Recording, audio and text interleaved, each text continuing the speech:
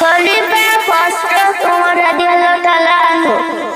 হযরত উমর ফারুক রাদিয়াল্লাহু তাআলা আনহু পবিত্র মক্কা নগরীতে 583 হিসাবে কুরাইশ বংশে জন্মগ্রহণ করেন।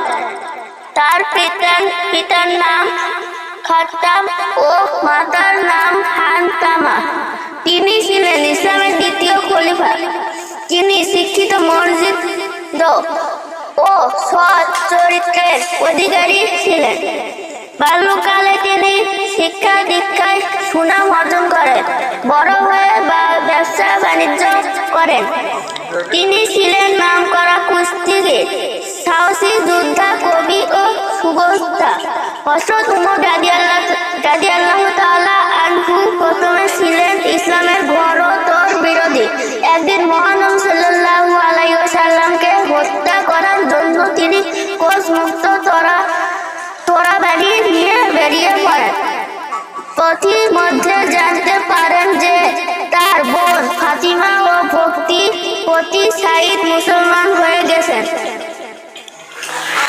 এতে তিনি ক্রোধে অস্থির হয়ে বোনের বাড়িতে উপস্থিত হন, কিন্তু তিনি ইসলামের প্রতি বোন ও ভক্তির প্রতি দৃঢ়তা থেকে বিচ্ছিন্ন হয়ে যান।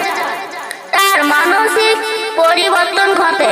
তিনি মুসলমান হওয়ার জন্য ব্যাকুল হয়ে পড়েন এবং নবী করিম সাল্লাল্লাহু আলাইহি ওয়াসাল্লামের দরবারে গিয়ে ইসলাম ধর্ম গ্রহণ করেন।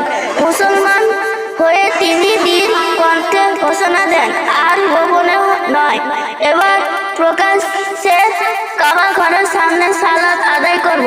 মহানবী সাল্লাল্লাহু আলাইহি ওয়াসাল্লাম খুশি হয়ে তাকে উপাধি দেন ফারুক, অর্থাৎ সত্য ও মিথ্যার প্রভেদকারী। হযরত উমর রাদিয়াল্লাহু তাআলা আনহু একদিকে ছিলেন উম্মত, অন্যদিকে কঠোর। Please subscribe.